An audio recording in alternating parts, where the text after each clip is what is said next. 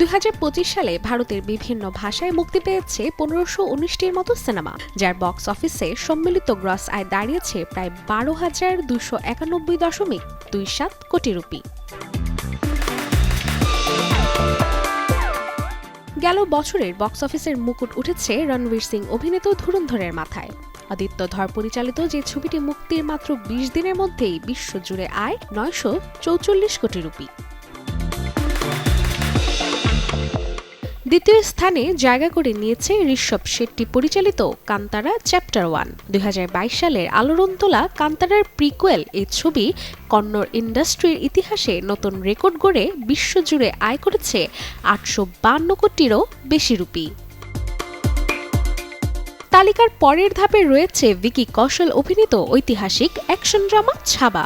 14 ফেব্রুয়ারি মুক্তি পাওয়া এই সিনেমাটি বিশ্বব্যাপী আয় করেছে 807.91 কোটি রুপি। তবে বছরের সবচেয়ে বড় চমক অবশ্যই মোহিত সুরি পরিচালিত রোমান্টিক সিনেমা সাইয়ারা।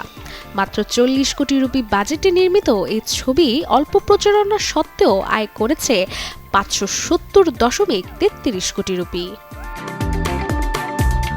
তবে বিপুল প্রত্যাশা নিয়েও রজনীকান্ত অভিনীত কুলি থেমে গেছে 518 কোটি রুপিতে। একইভাবে তারকাবহুল ঋত্বিক রোশন ও জুনিয়র এনটিআর অভিনীত ওয়ার 2 ছবিটি প্রত্যাশার ভারে কিছুটা হোঁচট খেয়ে আয় করেছে 364.35 কোটি রুপি।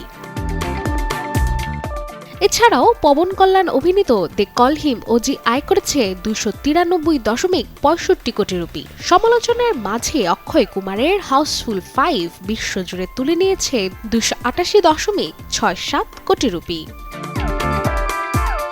রাশিকা হোসেন, চ্যানেল 24।